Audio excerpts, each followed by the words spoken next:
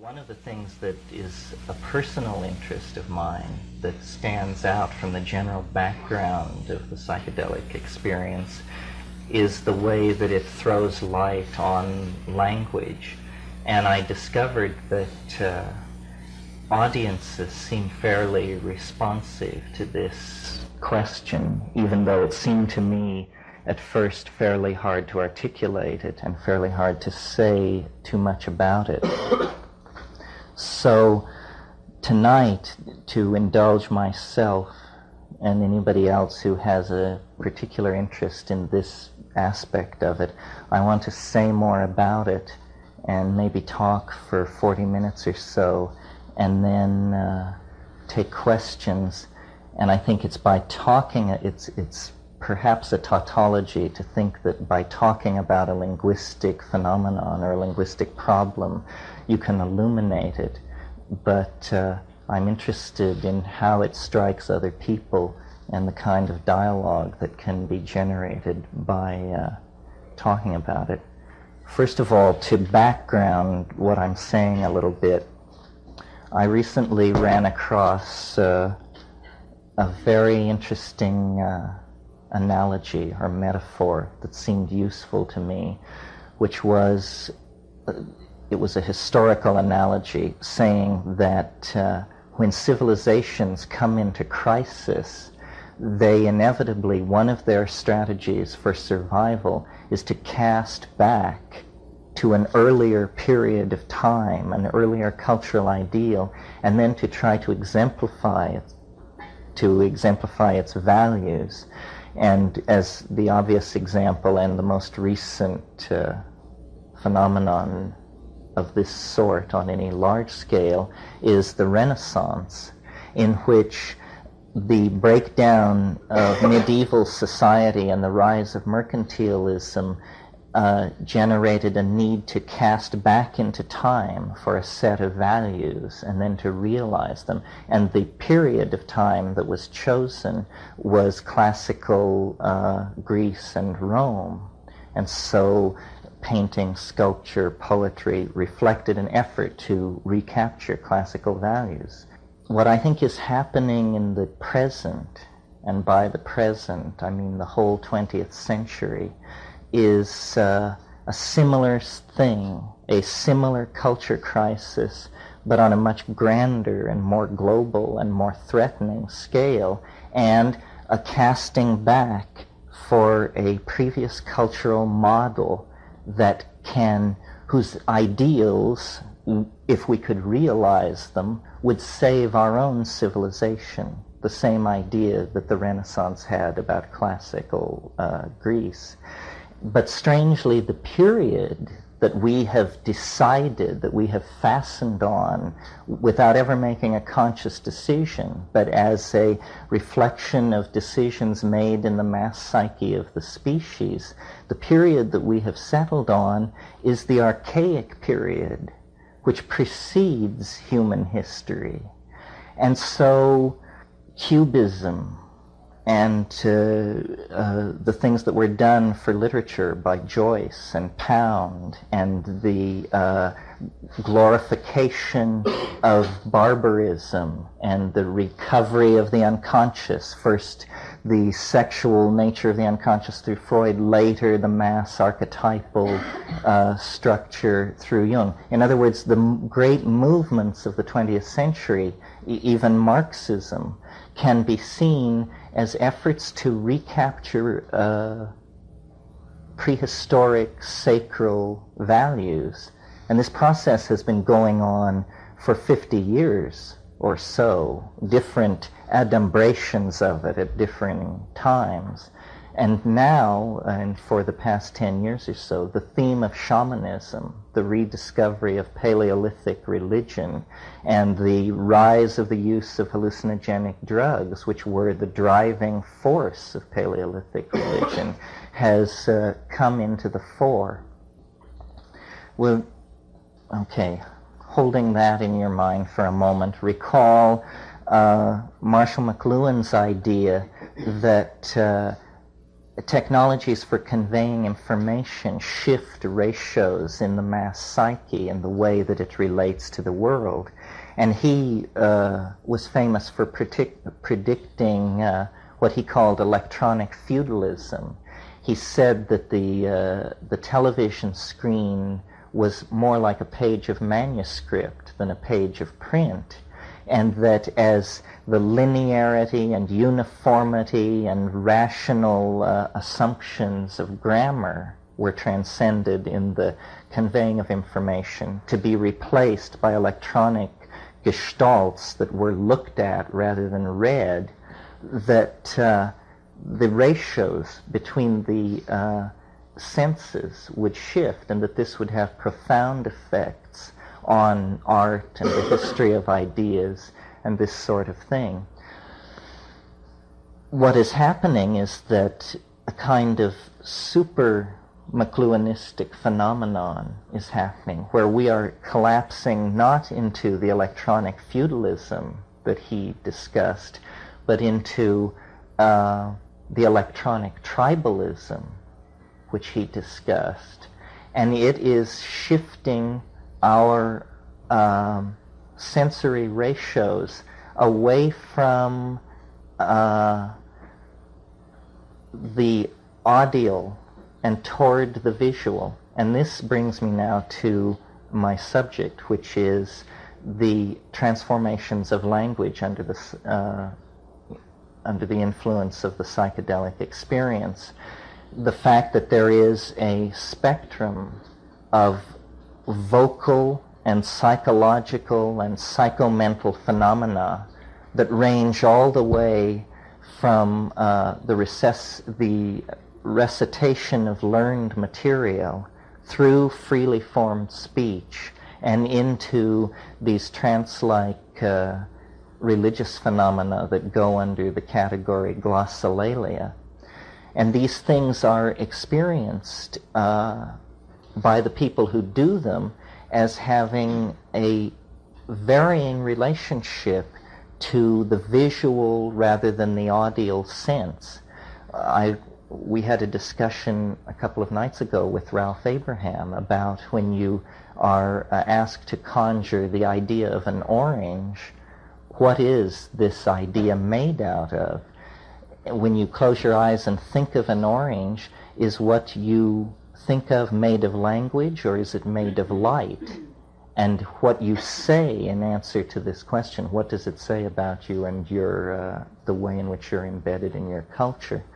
Under the influence of psilocybin, particularly, the language-forming centers are activated, and they are activated in tandem with the visual cortex, so that forms of synesthesia are experienced, which are linked, first of all, to sound, so that people singing control the fabric of hallucination through sound. And we found this to be true of ayahuasca in the Amazon, where definitely the shaman's use of voice controls the fabric, the visual fabric of what's going on. But there is yet another level to that phenomenon, which is, with the addition of meaning, the control of the visual surface, the topology of meaning, if you will, rather than the ongoing decoding from a dictionary, is transcended. Meaning then is able also to work its adumbrations on this topological surface, and you see into, well, there are different ways of cognizing it. The place where the Ursprach is coming from, the assembly language that lies behind all formalized or culturally validated languages. Wittgenstein called it the unspeakable. It's the place where explication cannot go almost by definition in order to avoid a tautology. Well, now it seemed to me that the nearness of these tryptamine hallucinogens to normal metabolites of brain chemistry, and the fragileness that people like McLuhan and Julian Jaynes have shown to be a part of the way we construct our world. In other words, that it's a delicate balance of chemistry and language and history and these sensory ratios. That given all this, it seemed probable to me that this phenomenon encountered in deep psychedelic experiences with psilocybin actually has a potential historical impact.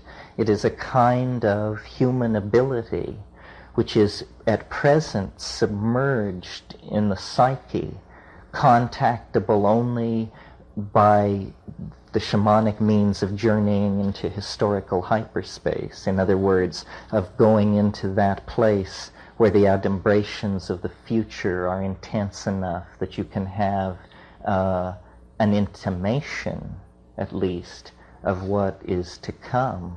And I think this is what is to come, and it is a kind of telepathy, but it's not telepathy as we imagined it to be.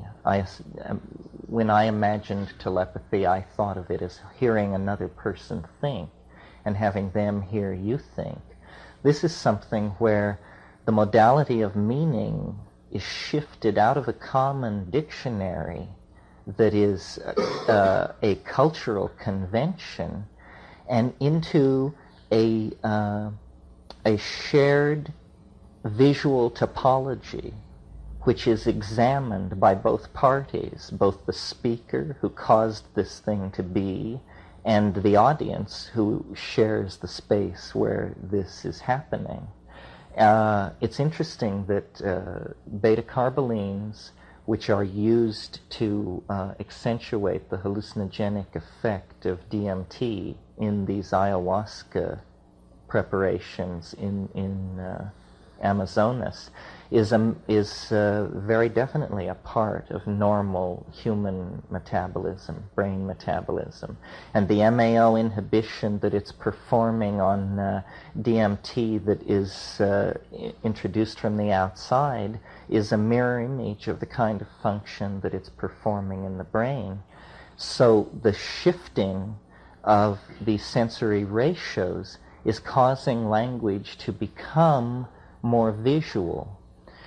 And at this point, I always have to quote Philo Judaeus, who was a first-century Alexandrian Jew who talked about the logos. And I have made analogies between the phenomenon I'm describing and the logos. But in the critical quote, what he said was that a more perfect logos was possible, and that it would be a phenomenon which would pass from the modality of being heard to the modality of being beheld without ever crossing through a quantized point of transition where you could say it was one, now it is the other. And I think the cultural shock waves that will be generated by the emergence of visible language will totally transform the culture to the point that the point beyond the end of history, the entry into hyperspace, the eschatological monad, all these religious or theological constructs about history are actually intuitions about language undergoing this transformation. Now, several things about this transformation. It's obviously not something which the culture is doing as a decision. It isn't like home computers and cable TV. It isn't being brought on as an information utility. It's something which is being imposed from outside. And I think it is, I'm sure most of you are familiar with the Gaia hypothesis of homeostatic regulation of the environment of the Earth through the interaction of all life acting as a single organism. Well, it obviously regulates trigger species such as we are part of this homeostatic method of regulation. And I think the gradual evolution of language is actually the gradual lifting of the veil that is imposed between ourselves and meaning by the planetary ecology. In other words, the forward thrust of history is actually regulated by the ecology, and it is regulated through control of the evolution of language, because what you cannot think, you cannot do, and where you cannot imagine, you cannot steer your culture and go. So I'm proposing on one level that hallucinogens be thought of as human macro, almost social pheromones that regulate the rate at which language develops and therefore regulate the evolution of human culture generally. Now, one final thought about all this. It seems clear to me, and I've mentioned it in the other lectures, that the evolution, that another aspect of what psychedelics are doing and an aspect of what's happening to the culture generally is its transformation into a space-faring species, and that the momentum for this has been building for millennia. It is not something that was decided in the 1950s. It is, in fact, what we're all about. I looked at a book recently by Terry Wilson about Brian Geisen called Here to Go, and he asked the question, what are we here for? And he answers himself, we're here to go. And I think there's great truth in that, especially in the current historical moment where it's clear that man as a species and the planet as a unified ecosystem have become antagonistic to each other. And this is not unusual in nature. In fact, it's a phenomenon that occurs between a mother and a fetus. When the fetus comes to term, when the birth is imminent, it must happen. Otherwise, the survival of both parties is threatened, even though the birth trauma for the mother and the child represents one of the major crises that they will face in their sojourn in existence. Nevertheless, it is inevitable and necessary, and if it comes off correctly, why, it's to the good of everyone. Where psychedelics comes together with that is that it is going to require a transformation of human language and understanding to stop the momentum of the historical process, to halt nuclear proliferation, germ warfare, infantile 19th century politics, all these things. It cannot be accomplished through a frontal assault upon it by political means. And the I Ching says, you never confront evil directly, because when it is named, it sharpens its weapons and it learns to defend itself. So what is called for is this sideways attack through hyperspace. God forbid, I think it was Tim Leary who said we should become ecological secret agents. Is that what I'm concluding? Maybe. Anyway, the transformation of language is, I think, the signal that this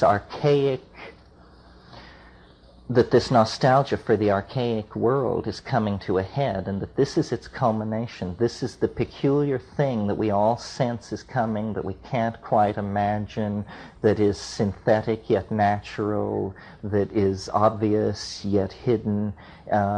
And the interesting thing about it is that it emerges from an inner personal frontier. In other words, you're not going to hear this on the evening news. The president is not going to explain it to you. The Secretary General of the UN isn't going to explain it to you. You are only going to advance into understanding this phenomena to the degree that you apply yourself to your being, to attention to being, to reflection on reflection, to attention on attention. And then it will become clear. And because it is a gradient of evolution. It doesn't come with the force of a revelation. It is something which is drawn out, almost in the same way that we move forward into time. This thing is drawn out. In fact, you could almost say that the act of history, or the fact of history, is a macro phenomenon that arises out of the microphysical fact of millions of people evolving their language. That is what causes the moving wavefront of historical becoming. So transformation of language through psychedelic drugs is a central factor of the evolution of the social matrix of the rest of the century. My brother is working on the theory, putting together the argument for the idea that actually human history has always been mediated by man's interaction with hallucinogenic drugs, and that this is the pheromonal regulator that links us to the rest of the ecology. And it's simply accidents of botany and alkaloid distribution and historiography that allowed a culture to arise in Europe, which was an area confined geographically and poor in psychedelic plants, so that the mystery was confined to places like Eleusis and peripheral cults like possibly the mushroom berserkers or agaricus, Amanita-using cults in the Arctic regions. And because of those accidents of botany and geography, a culture was able to get loose from the tight constraints that the unconscious imposes. But nevertheless, that culture then was the Promethean culture, the Faustian culture, which claimed the energies which will then send the mind tribes to the stars. If it had not been for this historical episode, we would essentially be at the Amazonian level of culture, which is suspended in the hallucinogenic dream, but oblivious to the historical forces which are bearing down on that.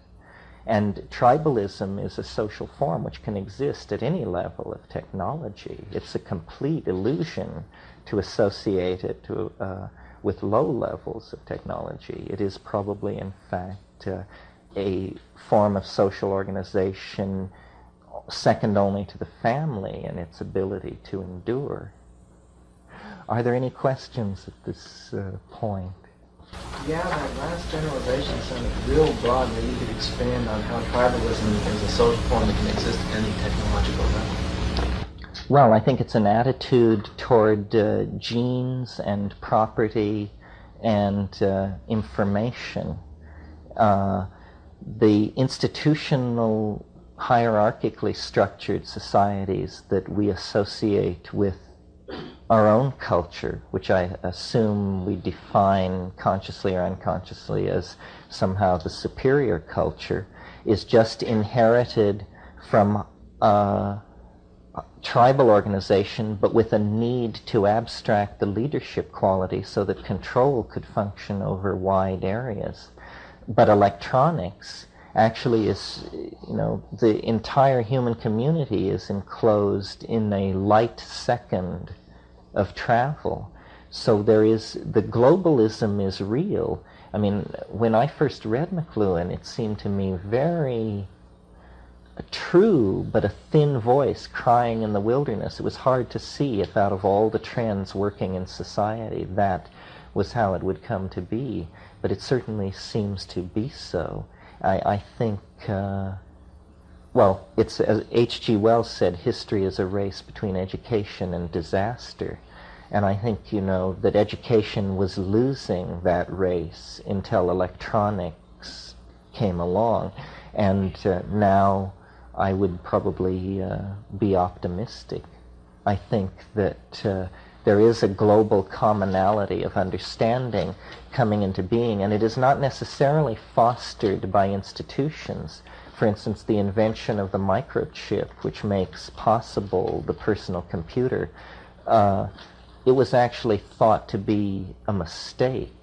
it was not fast enough for the Defense Department purposes that it was engineered, that the research project that produced it was aiming for. And they produced instead this weird thing which they couldn't imagine what to do with because it was too slow for any military or industrial application. But someone realized, that it was just fine for human beings, and that it would shift the pieces around on the board in the war between freedom and oligarchy and human individuality and all these forces which seek to oppress it. So I don't believe that the historical process is under the control of any of the many institutions that would wish to control it. The break between nature and man has been overstressed, I think, and that we should realize, that we are very strange, but you can find very odd adaptations at many levels. And when you look at the global ecology, you see that there must be a species like us, or otherwise it would mean that evolution gives up at the planetary level. That somehow when it encounters the edge of the atmosphere, it just says, okay, well, that's it. If the star goes, we all go, and there's no way around that. But actually, the obvious way around that is a technical species, a minded species that will open a hole using energy and understanding through which everything could escape if it had to. Because as the data flows back from these probes moving out through the solar system and beyond, it turns out that the 19th century intuition of catastrophism was very correct, that the universe is in fact a very turbulent place, and that you only have to open your time window a little bit, to like 100,000 years, for the probability of very turbulent events that a global ecosystem would react to, and strategies have to be evolved. I mean, Francis Crick has come out with his belief, the panspermia idea, that life actually evolves in a deep space environment and is conveyed then to planetary environments where it can adapt and evolve evolutionary strategies by cometary material. At one point, we suggested that Stropharia cubensis, the psilocybin mushroom, was actually an intelligent species whose method, whose strategy of evolutionary advance was the spore, which could actually go into a kind of suspended animation for hundreds of thousands, millions of years, and by that means radiate through the galaxy over very long periods of time. And that seemed like a very radical idea at the time. We hypothesized that spore liberation by an agaricus on a planetary surface, then through Brownian motion and accumulation of global charge on the surface of the spore, that there would be a small number of these tending to percolate out of any given atmosphere. And given the enormous amounts of spores that are released, you could make an argument for this kind of evolutionary strategy. But Crick, who discovered DNA, makes a much wilder hypothesis, which is that you don't even require a planetary ecosystem for DNA and life chemistry to evolve, that it can evolve in ultra-cold regimens in interstellar space and then be conveyed to various planetary chemical regimens where it can respond and grow.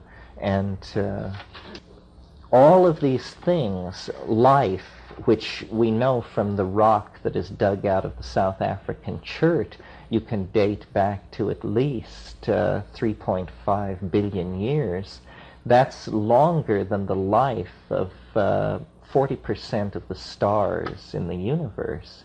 So life is not an ephemeral process in an entropic universe. Life is a process that has a duration that exceeds that of star life. And life's strategy for running against the second law of thermodynamics and expanding and conserving ordered structure over vast periods of time is a strategy of encoding information and retaining it. In other words, languages. And these languages, which are abstract systems of notation that can be laid on to nucleotides or coconuts or scratches on clay or whatever, allow the conserving of complexity. And the cross into visible language that I see as the culmination of human historical culture is a similar advance into this information self-expression of the magnitude similar to the generation of epigenetic information. In other words, the first writing, the first notation, that represented a break with genetic information that allowed then culture and memory and self-reflection. Visible language will allow a similar forward thrust deeper into human becoming, but it is also part of the phenomenon of leaving the planet and being anticipated now in these psychedelic drug states, because as we continue to insist on exploring the archaic through drugs and music and archaeology and the whole thrust of 20th century self-explication, I think we're going to find that this was the basis of the Ur-shamanism. This is what magic is. It's being able to speak in a voice which makes things happen, being able to speak in a voice which causes facts to be beheld by groups of people in a way that has been purged from profane language, for us relegated to poetry and that sort of thing. Visual or beheld language have any basic structural units to it, like an alphabet? Or would it be something so abstract that you couldn't... Well, you know, people had to look at language probably 15,000 years before Noam Chomsky was able to write down the 15 rules of transformational grammar. There may be some a pixel or an alphabet or a reducible unit to it. It doesn't seem like that. It seems like, well, no, maybe topology, that we could imagine that René Thom's catastrophes, of which there are 7, good in 3 dimensions. But as you add dimensions to any system, the number of these potential catastrophes increases. And Ralph Abraham has described a number of the hyperdimensional catastrophe states. Perhaps it could eventually be recognized as a grammar of catastrophe flow, where it changes first into one thing, then into another. What you're asking basically is, you know, what is the meaning of meaning? Or put another way, does language eventually become somehow a mirror of mathematics? And I don't know, it would take a lot more analysis than I have done. I think describing this stuff is at the level of sailing up jungle rivers and sticking to the broad rivers and noting that, you know, at 3 p.m. you passed a river mouth flowing in. It was 1.5 miles wide, and you don't know where it was coming from or how many 1,000 square miles it was draining, and you just put a note on your map to return someday and ascend it. In other words, there's this archaic area of the mind. It's going to take a long time to explicate it. By the time we have assimilated our recontact with the archaic, you know, there will be colonies on Alpha Centauri. There will be thinking machines. There will be trans-dimensional vehicles and out-of-body consciousness via electronics. All these things will arise out of our grappling with an understanding of this shift in the sensory ratios that will essentially return modern man to the age of miracles. And though we won't put it that way, but we will privately experience it that way. I mean, that's what psychedelic drugs are. We don't put it that way, but we all who have been through it, privately experience it as a miracle. Information that is coming into your brain, or whatever. Many people talk about this. I'm just wondering if you'd share your thoughts on that division or any hypotheses, whether you feel that that's accurate, not accurate. Well, it seems as though there is a tuning mechanism that you must somehow, by trial and error, find how to twiddle this knob, and you move through these very concentrated areas of information, and some of it can be blindingly personal, some of it appear to be movies of historical periods, some of it appear to be conform to Jungian stuff, and then the alien part of it. And I don't know. I mean, this is the area I work in. I've held all kinds of opinions about this information and finally decided, that it's too early to say what it is. There's a school of New Age, or I don't know exactly how to put it, but the Seth books and that the Ilse Schwaller de Lubitz and these people, where it's just nobody asks any hard questions. It's just, oh, you're channeling a being from Arcturus and they're laying the law down. Fascinating. What are they saying? Well, that's interesting what they're saying, but more interesting is trying to actually work up close to the mechanics involved in this channeling. And I'm very skeptical, and yet it hasn't stopped me at all from doing it. I mean, I talk to them, but I don't give away the barn or the cow. I just try to engage in dialogue.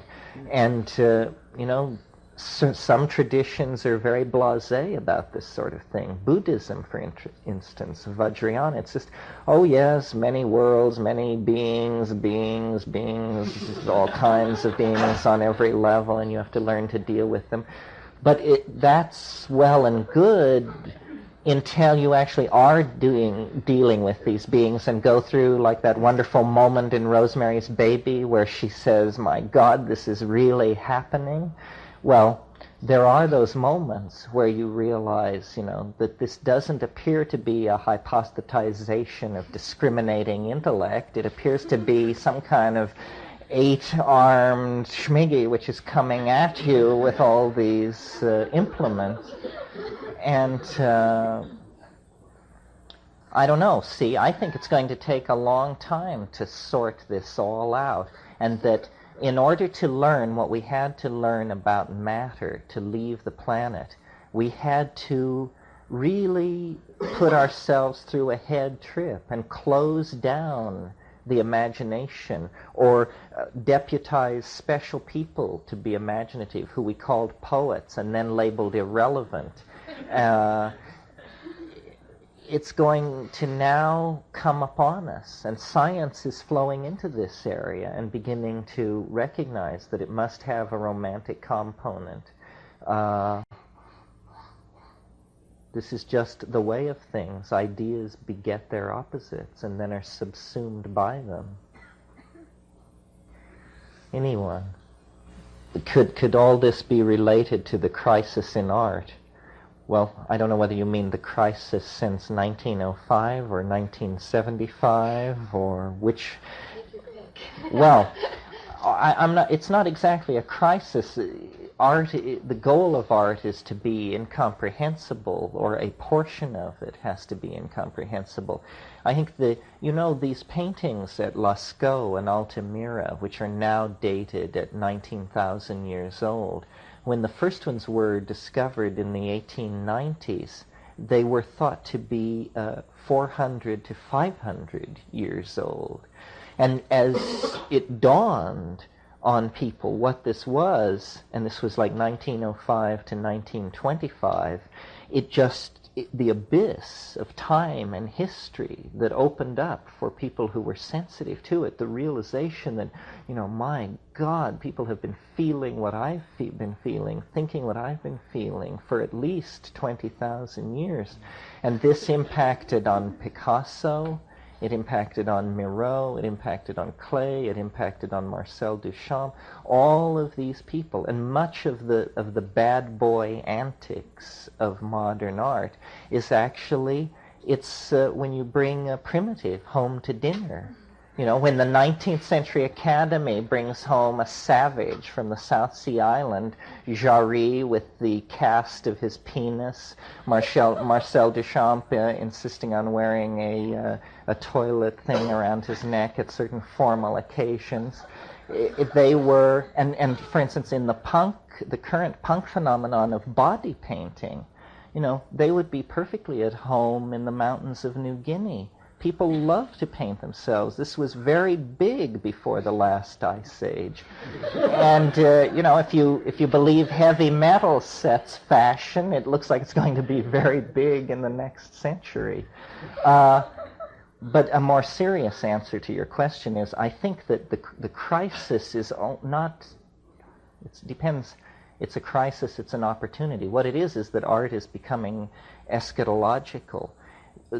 From Duccio on, from the close of the medieval period on, art was conceived of a series of self-transcending styles, moving toward various goals, which usually derive from the philosophy of the time, beginning, so that realism or mannerism, these various tendencies would be pursued.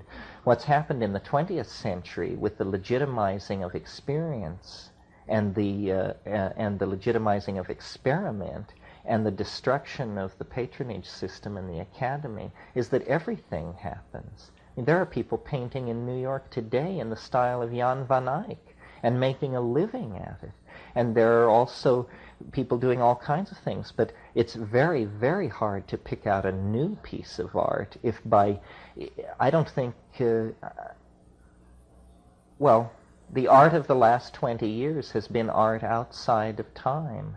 Since the middle 60s, since William Wiley and funk and all that stuff began, it's impossible to date art objects. They can have been made any time in the last 20 years. This is what eschatological time will be like, a transcendence of style and people simply working in these various modes of self-expression which compete in a great atemporal carnival wherein, unfortunately, the values of the marketplace play too great a role, but no other way of mediating it has been found. Part of what's happened to art is that it's been transformed into an enormous industry that must produce objects to decorate the apartments of the affluent on all continents who want to, have art and be involved in art. But they don't have enough power to dictate style. They'll take whatever's put before them, which is very liberating for artists. Anybody else have anything on their mind? Information structures. Uh-huh. But you could also think of personality structure, that with which the witness consciousness identifies with, as an information structure too. Where do you draw the line between language that is beheld as something other and language that is, or those information structures which are part of the identity experience? Well, you're asking what is the difference between self and other? Yeah. Well, in terms of language. What you're asking is, how do you know you're not talking to yourself? Yeah. Uh-huh. Well, that's a very tricky question. I'm surprised that in 3,000 years of philosophizing, somebody hasn't figured out a nifty way to always tell this. It would make a marvelous short story, some little litmus test that you could perform. Pretty much you have to go on intuition. Of course, what you always say is, I can't possibly know what I'm being told, therefore it isn't myself. but that's a very naive view of the psyche. On the other hand, when that reaches excruciating proportions, there's a tendency to abandon sophistication and just believe in it anyway. But this thing about the shifting boundary between self and other is very tricky. When I first smoked DMT, for instance, I mean, I saw an absolute break between self and alien. I mean, I was myself and they were the aliens. But then, you know, over years of working out with it and seeing how it comes on with psilocybin, where instead of forming up over 40 seconds or so, it comes together over half an hour or 40 minutes, and you have to breathe and you have to ease it in. Then you see how, you know, it is a kind of thing which emerges out of myself. It's like I pull a psychic plug and the opaque ink drains away, and there's this marvelous coral-like organism which I didn't think was a part of me, but, you know, perhaps all through life and death we keep discovering new organs capable of amazing things that we didn't know we had. And but I don't know. I mean, I don't think you can ask a single person to know. I think this is the question that shamanism deals with. And not all, it's a mystery, you know, it's a mystery. Not only is the other the self, but is the other God? Is the other the species mind of the planet? Is the other a genus loci, a kind of God, but a local force of some sort? I mean, these are wonderful questions to entertain when they have immediacy.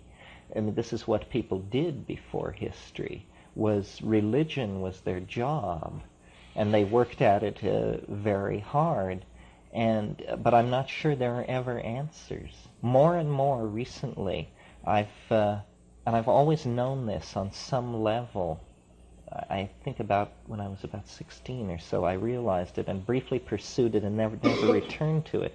But I think that Taoism, if I had to pick an ontological vision that was compatible with what I think these drugs are about and with what I think is trying to happen, I would pick Taoism for the following reasons.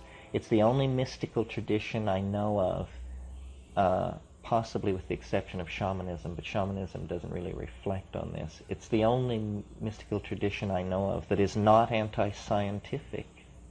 It has no hostility to science. It is highly experimental. It's about compounding drugs with fungi and minerals and doing strange things on the side of fog-swept mountains and looking into your head and looking into your head and looking into your head and trying to refine description.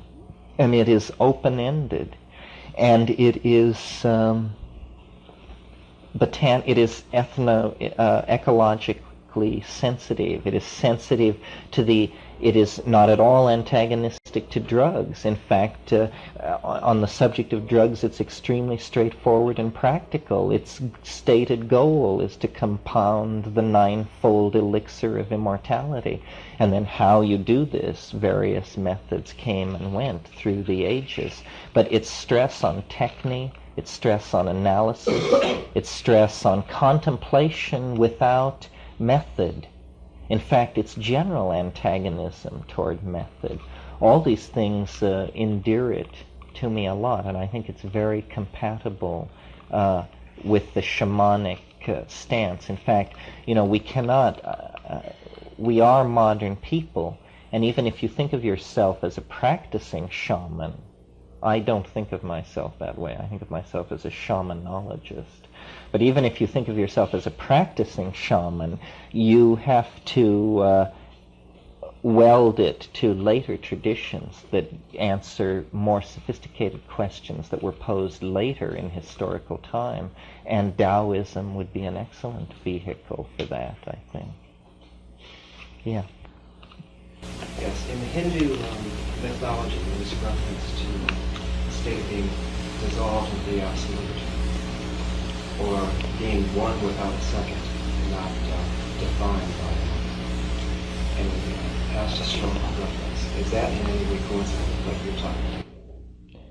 Yeah, I think it is. This one without a second caused me to think of Plotinus. One of his definitions of the mystical experience was he called it the flight of the alone to the alone, which mathematically adds up to the one without a second.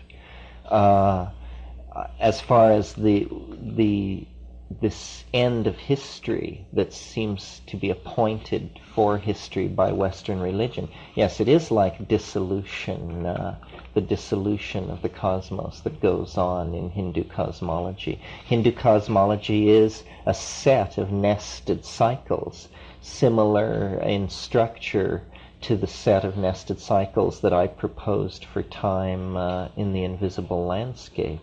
And I think we're running into one of those compression points, that everything that has been going on this planet for the last billion years has been a series of telescoping processes of ever accelerating intensity, connectivity, and momentum, leading finally to the generation of consciousness. A moment after that, historical civilization. A moment after that, modern science. And a moment after that, star flight. And it is just, a 10,000-year rush from monkeyhood to star flight. A geological moment, but historically a grand opera that has everybody on the edge of their seat, because if the ball is fumbled, that's all she wrote. And there's nothing that says that we must succeed, or at least we cannot assume that there's something which says that we must succeed. Even if we are the chosen target species of Gaia, Gaia may not have all fingers on the button. We don't know where our own power ends and begins, and where the power of the other begins and ends. And so we have to make our way carefully into these dimensions. Shamanism is thousands of years of accumulated information on how to navigate in these spaces. If we are becoming a shamanic society through the metaphor of spaceflight, we are going to have to recover this information, and there'll be some chills and spills along the way, I'm sure. Yeah. Yeah, Terence, I had a question. In the traditional use of substances that you've described, there's ritual around it. And there's also intention generally from the shaman around healing and focus around hunting, real earthly kind of pursuits around survival. And that seems to ground the experience in many ways, or provide a focus for it. When we do it by ourselves, sans ritual, sans this kind of language, sans this kind of training, we're prey to the whole deceptions of the mind. Right. And so my question to you is, what sort of critical inquiry do you personally use, or what kind of critical language do you personally use with these forms in front of you? How do you know guard against self-deception? You use the word critical analysis. What does that mean? Translate practically speaking. Well, it isn't so much in confrontation with the being that you have to have this critical analysis. In confrontation with the being, you act from the heart and in the moment, but it's later. It's what do we think about these things as we sit here now, relatively unstoned. And your question raises all kinds of issues. I said I didn't think anyone was a shaman, or that I thought of myself as a shamanologist. This is because a shaman is educated by other shamans, inculcated, chosen out, educated, and brought along. In our society, we have to do it all by ourselves. And, I've made a comparison to a man walking along the beach and coming upon a fully rigged sailboat. how likely, comparing the sailboat to the psychedelic drug, how likely is it that this man can learn to sail without killing himself? Where, it is no great matter to learn to sail if you learn from a sailor. So this is the first barrier that's posed for us, or was posed, I think, in the 60s, when there were a lot of casualties to psychedelics, because it was assumed that everyone should do it, and so millions of people did. And actually, there are few societies where everyone does it, and those where that is the case, or where, for instance, all men do it, are not probably the most advanced shamanisms on the planet. So it's a kind of a profession. It's almost like clergy. It's to be deputized by the society as an ecstatic for the purpose of introducing back into society the material that comes from the mystical voyage for purposes of cultural renewal. The chief thing which grounds the shaman, at least in my practical experience with them, is the curing. And Merciliade insists on this, that the primary function of the shaman is to cure, and that all these other things go toward that. We all have to cure ourselves in the sense that is contained in the notion that a psychedelic drug is a deconditioning agent. Now, I don't think a psychedelic drug is particularly a deconditioning agent if you're Witoto or Bora or Muinani or something like that, and you take it. You don't then denounce being that and leave for Lima. But in our culture, psychedelics have had this effect of triggering a very fundamental questioning of values, and intensifying alienation and creating alienated subclasses.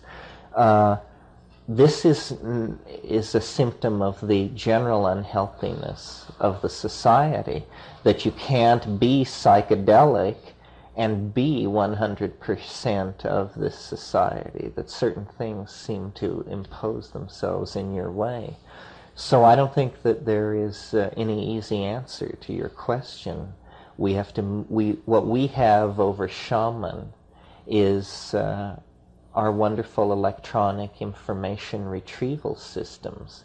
And the way that works is like this. You go to the Amazon and you're dealing with a tribe, and they say, we need this certain drug plant, and the secret word for it is so-and-so, and we'll go and get it.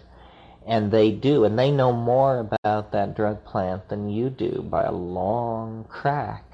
But you ask them, did they know that the people 20 miles further up the river use a different plant called something else? And you know this because you read it in a Harvard Museum botanical leaflet, which tells you that, and they are astonished.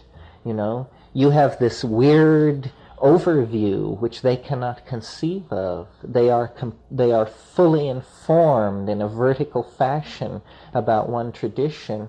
But you, by writing to Boston, Massachusetts, and getting these leaflets and reading them, are more prepared to discuss the generalities of Amazon shamanism than most of the people you meet.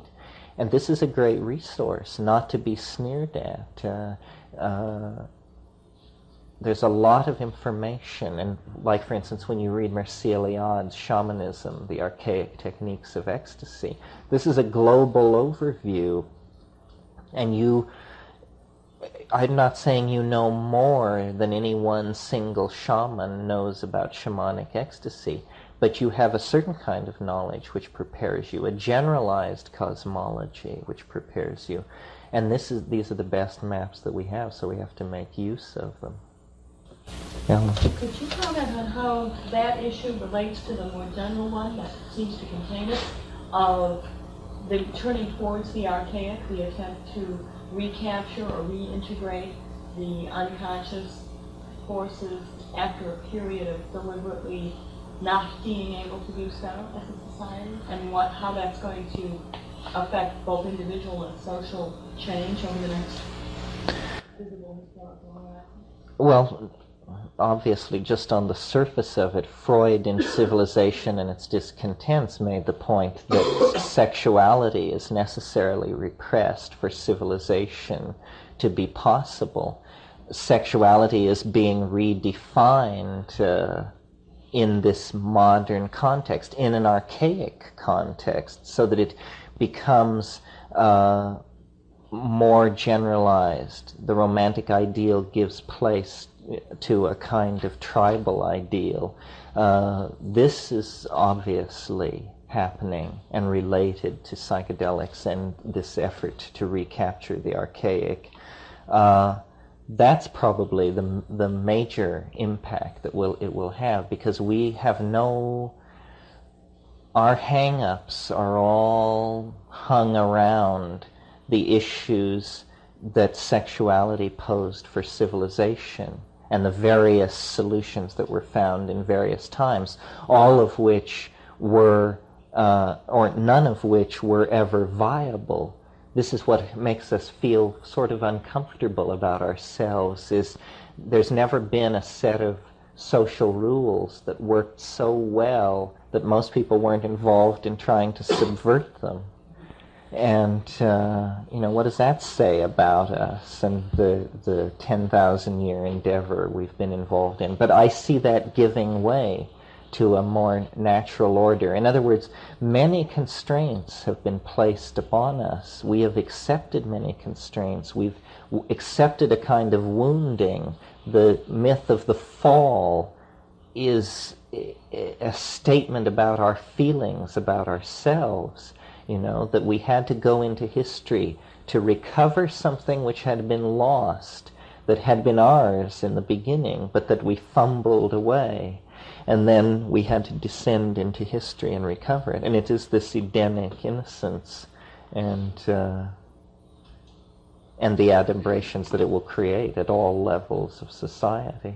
Singing is a ritual act that automatically sets up its own rules and can be initiated at any time without hardly moving a muscle. We were saying during the break-up here that it's possible to imagine a form of psychoanalysis where what you would do is simply urge people and go through with them learning as much about history as possible, so that there were no blank spots, so that their amnesia about their historical position was recovered, as a way of treating neurosis, a way of actually, by locating people on the grid, by forcing them to find out who they really are in terms of all the other somebodies who have been around and all the other some places that preceded them. And I think that you can almost see that that is a recovery of the unconscious, that the history of man that you don't know is what your unconscious is made out of, just as the history of yourself that you don't know is what your personal unconscious is made out of. However, much of the history of man that you don't know can probably be found by going and reading a book on the subject. And this has a tremendous centering, a spiritual efficacy that all out of proportion to the act of studying history, which seems rather removed from everyday concerns. Anything else? Yeah, what about a development of a language of consciousness which we don't have, like Sanskrit theoretically, or Maslow was playing around with words that would scientific. Would you comment on that? Well, I think the I Ching is an effort, the most advanced effort to do something like that, but it's a language of Gestalt. And, I don't speak Japanese, but it's said of Japanese that nothing which is obvious is ever mentioned. Language is reserved for clarifying the unclear.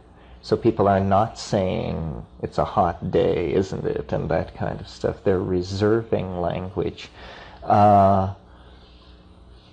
the other possibility is, that the visual language is this, and that as more and more of it is experienced and done, it will be realized. It is the visual language, I'm not sure I stressed this evening, but it is perhaps non-translatable into English because it is a language of emotion, where emotion is seen to be as subtle a spectrum of integrated gradients of meaning as, or integrated gradients of combination as meaning has. So that there isn't, love, hate, disgust, and something else, but in fact an infinitude of emotional states that can be triggered by vocal sound. And in a way, of course, I'm simply describing singing, wordless singing, except that I'm describing how that can rise to an ontologically different level and become so emotive that you understand very subtle differentiations of emotion. I noticed when we were in the Amazon taking ayahuasca with these people, and they would sing these 1,000-year-old songs, and you would get to the place where you had the absolute conviction that you understood, because you could stand off from your mind and say, the speed at which I'm going through emotional changes over what I'm hearing must mean that I understand what I'm hearing. Because if I didn't understand it, I would just have a certain generalized emotion about it. But it is changing my interior state so rapidly that it is like the experience of understanding. That's the only thing it can be compared to. Yeah. Could you elaborate more on the effect of the ayahuasca and in combination with strychnidensis that you mentioned in invisible landscapes, the effect of altering the DNA, and when you mentioned the histone blocks? Yes, well, the core chemical idea in the invisible landscape, for those of you who haven't read it, is that it is possible, or it was hypothesized that it was possible to use sound to cause hallucinogenic drug molecules that were present in the nucleus of neurons, having arrived there through axioplasmic transport from the synapse, to cause them to occupy bond sites in DNA, the bond sites specifically which lie between the nucleotides, and the molecular dimensions and everything are correct for this to be possible. In fact, it's been shown in vitro that certain hallucinogens do preferentially bond into DNA in very elegant experiments in which DNA was exposed to hallucinogenic drug molecules and then centrifuged, and shown that its specific gravity had increased by precisely the molecular weight of the drug molecule, and no other compounds were present.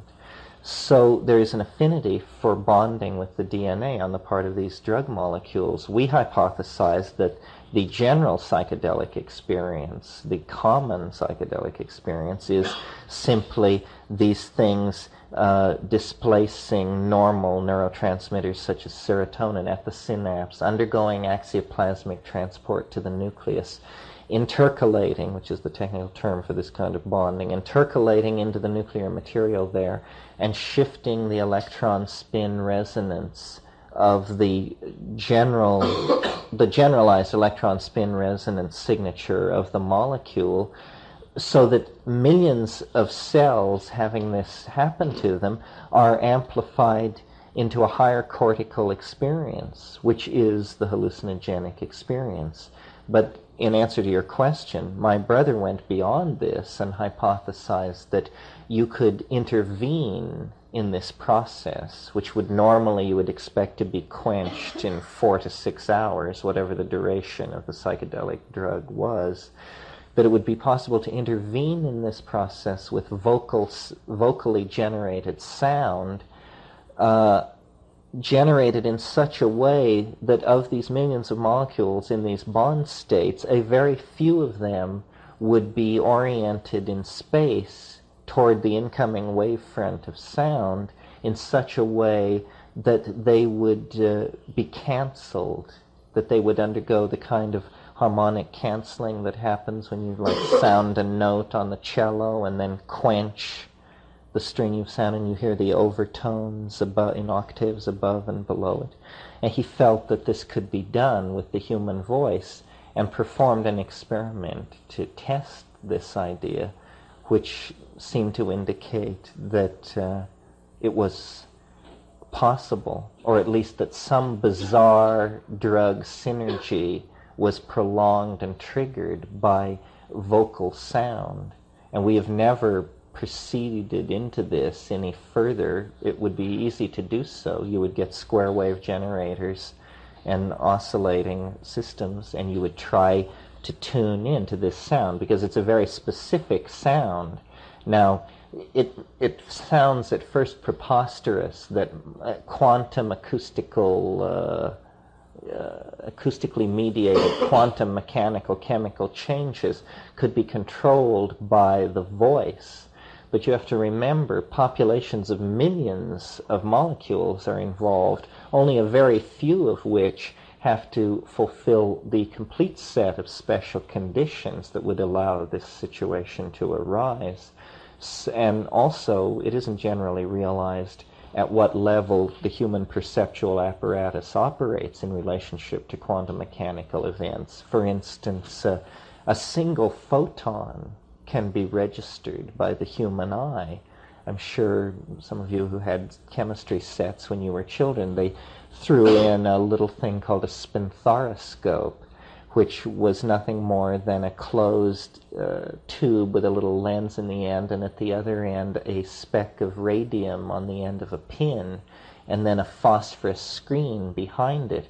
You would sit in a dark room for 10 minutes and then look into the spinthariscope, and you would see flashes of light coming out of the phosphorus screen at the end of it. Those flashes of light were single photons being released from the phosphorus matrix by the impact of decaying hard radiation from the radium. In a similar vein, a single molecule bumping against the tympanic membrane of the human ear can be distinguished, and they've done this in very elegant experimental situations. So actually the human sensory apparatus, for what a continuous picture of the world it gives us, is under experimental conditions shown to be rather closer to portraying the quantum mechanical nature of reality than we might expect. So I don't think it's, on the face of it, preposterous that there could be technologies of vocal sound and control of physiological states of oneself and other people through the controlled use of sound. After all, if you are of the brain theory of consciousness and believe that every thought that we think is accompanied by chemical changes, the breaking and forming of chemical bonds, well, that means that as I speak to you, my voice, if you understand me, or maybe if you even don't understand me, is going through a continuing process of generating and breaking down hundreds of compounds as your brain takes on a configuration somewhat analogous to the configuration of my brain at the moment of speaking. This is what communication must be seen to be by people who have a hard brain theory of consciousness. What if you don't know anything about any of this? Well, then you're probably in better shape than all of us. You should go to the side of Cold Mountain and compound mushrooms and draw cold water from a well and thank lucky stars that that's the situation you find yourself in. In other words,